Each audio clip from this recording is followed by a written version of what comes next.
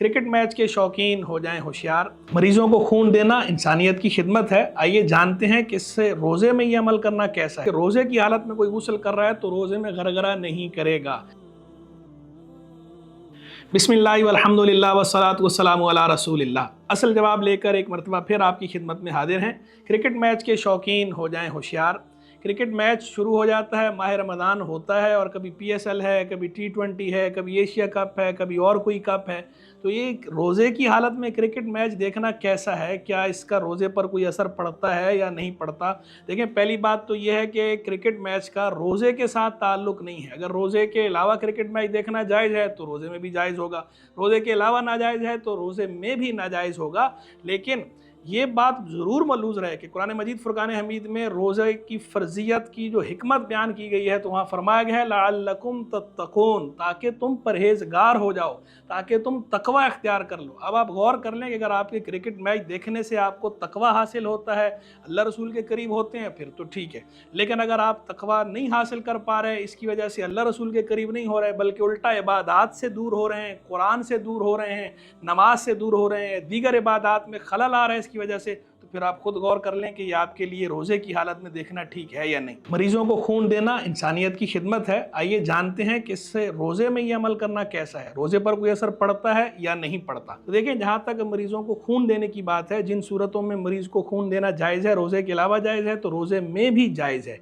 लेकिन अगर किसी को खून देने से, चूंकि बहुत ज़्यादा खून निकलता है, तो खून देने से किसी को ज़ोफ़ का, नकाहत का अंदेशा हो, तो ऐसी सूरत में उसके लिए मकरूह है कि वो इतना ज़्यादा खून दे। लेकिन अगर कहीं पर किसी की जान जा रही हो और इसकी मौकूफ़ हो कि ये खून देगा ही तो जान बचेगी, तो इस सूरत में इस पर वाजिब है कि उसे खून दे। और मामूली सी नकाहत अगर हो भी जाती है तो उसकी परवाह नहीं की जाएगी। और देखें, ये जो थैलीसीमिया के पेशेंट होते हैं, इनको बहुत ज़्यादा खून की हाजत होती है और इसके नुमाइंदे बताते हैं कि रमज़ान शरीफ में रेट कम हो जाता है, यानी ब्लड देने का जो रेशो है वो नीचे आ जाता है, लोग एहतियात कर रहे होते हैं।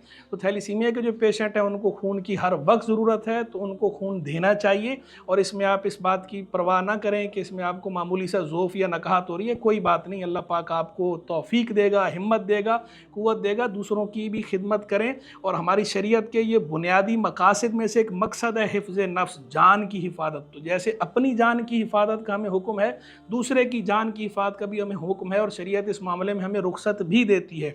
कोई बंदा जो है वो कुएं के पास नमाज पढ़ रहा हो और अंधा गुजर रहा है, उसके कुएं में गिरने का अंदेशा हो, तो ऐसी सूरत में शरीयत वाजिब कर देती है कि बंदा नमाज तोड़े और तोड़कर उस नाबीना को कुएं में गिरने से बचाए।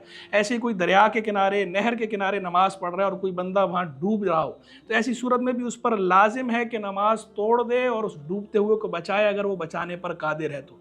लेकिन नमाज की इबादत में भी शरीयत रुख्सत देती है, रोज़े की हालतों में भी शरीयत रुख्सत देती है। तो लिहाजा अगर आप किसी को, पेशेंट को इस तरह ब्लड देते हैं तो ये ब्लड देना आपका दुरुस्त है, इसमें कोई हरज नहीं। बाद लोग रोज़ा तो रख लेते हैं और रोज़ा तोड़ते तो नहीं है, लेकिन पानी लेकर बार बार कुलियाँ करते रहते हैं, या जो है पानी मुंह में लेकर थोड़ी थोड़ी देर बैठते हैं ताकि जो है थोड़ी तरावट हो, अंदर खुश्की दूर हो, मुंह की ठंडक का एहसास हो। देखिए, इससे रोज़ा टूटता तो नहीं, अगर पानी अंदर नहीं गया तो रोज़ा नहीं टूटेगा। लेकिन बिला वजह ऐसा अमल नहीं करना चाहिए जिस अमल से आपकी तंग दिली ज़ाहिर हो इबादत से, या जिसमें आपके रोज़ा टूटने का अंदेशा हो। कि पानी अगर मुंह में रख के आप बैठे हैं तो अगर वो ज़रा सा भी अंदर चला गया हलक के ज़रिए तो रोज़ा फासिद हो जाएगा। रोज़े को स्टेक पे ना लगाएं। ऐसे कोई अगर कुल्ली कर रहा है तो कुल्ली करना तो ठीक है, जायज़ है, पानी अंदर नहीं, एहतियात करता है, सिर्फ कुल्ली करता है और भरपूर कुल्ली नहीं कर रहा, मामूली सी कुल्ली कर रहा है, ठीक है, पानी अंदर नहीं गया, रोज़ा तो नहीं टूटेगा। लेकिन बार बार ये अमल ना करें। रोज़े के अंदर मशक्क़त का एहसास भी होना चाहिए कुछ ना कुछ।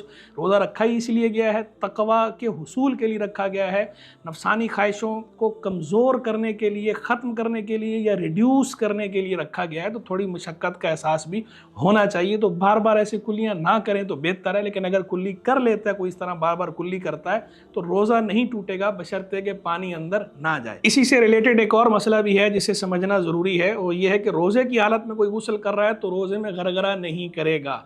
वैसे अगर कोई गुस्ल करता है तो गुस्ल के अंदर कुल्ली करना तो फ़र्ज़ है, लेकिन गरगरा करना सुन्नत है। लेकिन रोज़े की हालत में कोई अगर कुल्ली करेगा तो सिर्फ कुल्ली करेगा, गरगरा नहीं करेगा।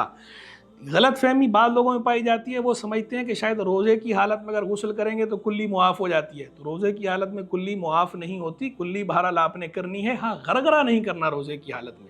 इसी तरह नाक में कोई पानी चढ़ाता है तो बाद लोग यहाँ भी गलत फहमी का शिकार हैं, वो समझते हैं कि शायद रोज़े की हालत में नाक में पानी चढ़ाना मुआफ़ हो जाता है। मुआफ़ नहीं होता, गुस्ल आपका अदा ही नहीं होगा अगर आप नाक में पानी नहीं चढ़ाएंगे, इस्तिंशाक नहीं करेंगे। हाँ, उसको इतना ज़्यादा आगे ले जाना कि दिमाग तक चढ़ने का अंदेशा हो, ये रोज़े में मना होता है। तो मामूली सा इस तरह करना कि वो नाक की नर्म हड्डी तक पानी पहुंच जाए, ये तो रोज़े में भी आप करेंगे और गुस्ल के अंदर, क्योंकि इसके बगैर गुस्ल अदा नहीं होगा।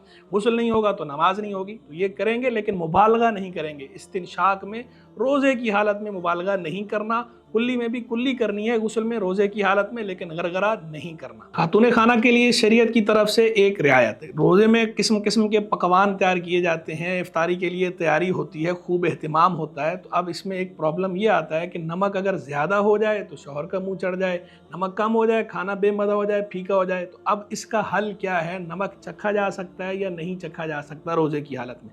देखें, यहाँ शरीयत ने आपको रियायत दी है। शरीयत आपको ये इजाज़त देती है कि आप रोज़े की हालत में नमक चख सकती हैं। ये याद रख लें कि कोई भी चीज़ आपने अंदर ली, खाई या निगली, थोड़ी हो या ज़्यादा हो, उससे रोज़ा टूट जाता है, रोज़ा फासिद हो जाता है।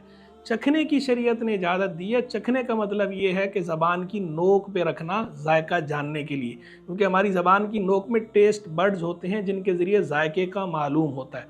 तो कोई जायका चखने के लिए सिर्फ नमक चखे, जिसके ज़रिए जायका मालूम हो जाए, ज़बान की नोक पे रखा और बाद में थूक दिया, इसकी शरीयत ने इजाज़त दी है। यहाँ मैं शौहर हज़रात को भी समझाऊँगा कि बाज़ शौहर बहुत मुँह फट और बद ज़बान होते हैं, ज़रा सी गलती को भी बर्दाश्त नहीं करते और फ़ौरन बद ज़बानी पर उतर आते हैं, आपे से बाहर हो जाते हैं। आपे से बाहर नहीं होना चाहिए और बिलखुसूस रोज़े की हालत में तो और ज़्यादा ख्याल करना चाहिए कि रोज़ा तो है ही इसलिए कि आप तक़वा इख्तियार करें, रोज़ा तो है ही इसलिए कि आपको थोड़ी मशक्क़त हो और उस मशक्क़त को आप बर्दाश्त करें, भूख प्यास को बर्दाश्त करें, आपके अंदर एहसास पैदा हो तकलीफ़ का, लोगों की तकलीफ़ का, खल्क़े खुदा के लिए आपके अंदर हमदर्दी के जज्बात पैदा हो। रोज़ा तो इसलिए था और यहाँ तो आपको हमदर्दी के एहसास, हमदर्दी के जज्बात घर वालों के लिए भी पैदा नहीं हो रहे, तो आप किस किस्म का रोज़ा रख रहे हैं, आप इस पर गौर कर लें।